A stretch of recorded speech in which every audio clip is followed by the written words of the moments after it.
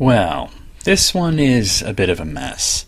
There's so many plot threads going on, and they kept introducing new ones almost right up until the end, that watching this film, I at times had no idea what was going on.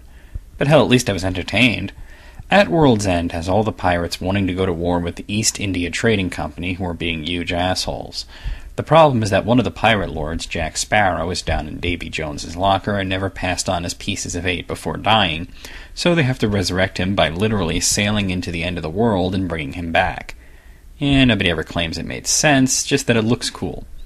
The issue is that even with Jack once again alive, the pirate lords can't unite unless they have a king, and they can't elect one because they're self-serving and always vote for themselves.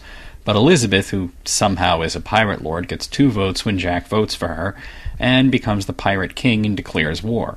Of course, the East India Company also has possession of Davy Jones's heart, and therefore control him, and they're using him and his kraken to just destroy anything that they just don't care for too much.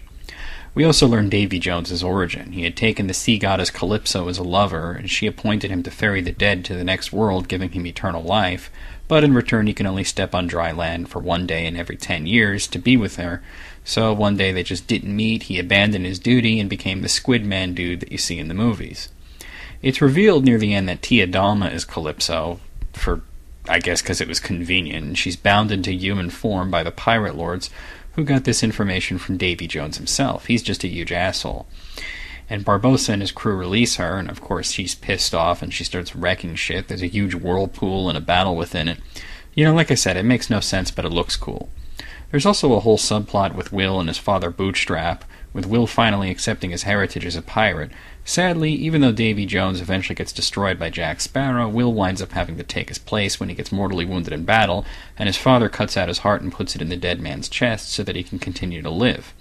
The film and the starting trilogy end with Will ferrying the dead and getting to spend only 1 day in every 10 years with Elizabeth, sucks to be them, and Barbossa steals away the Black Pearl to go searching for the Fountain of Youth, though part of his map was taken by Jack as insurance. Well, like I said, this one's a mess. They tried to go for a poignant ending, though Will and Elizabeth's exit from the series is not really satisfying in any sense.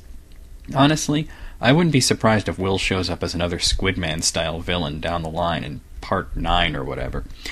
Jack pretty much comes full circle. He's once again lost his ship to Barbossa, and he's stuck on a little dinghy. And there's a tiny bit of sequel bait that would assure a 4th film, but the road getting there was rough.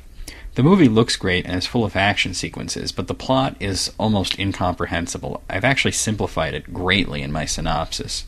By this point, I was yearning for the simpler narrative of the first film. I did laugh at Keith Richards as Jack's dad, though. That was amusing, but for the most part, this one tried too hard to be more than just a simple adventure movie, forgetting that a simple adventure movie with a memorable character is what started this series off on the right foot to begin with. Gotta give this one a 6 out of a possible 10.